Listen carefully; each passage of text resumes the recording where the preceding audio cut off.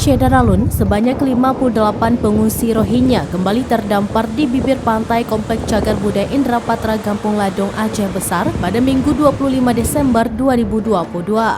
Para pengungsi yang terdampar itu semuanya berjenis kelamin laki-laki dengan kisaran umur antara 20 hingga 40 tahun.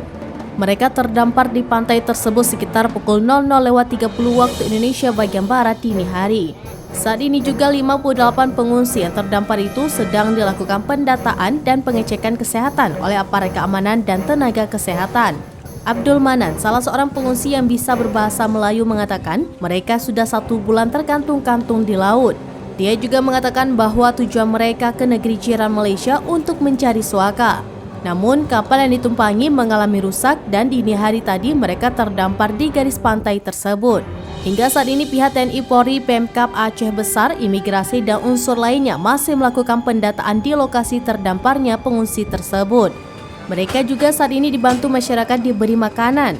Kemudian tampak salah seorang pengungsi mengalami sakit parah dan terpaksa dilarikan ke pusat kesehatan terdekat.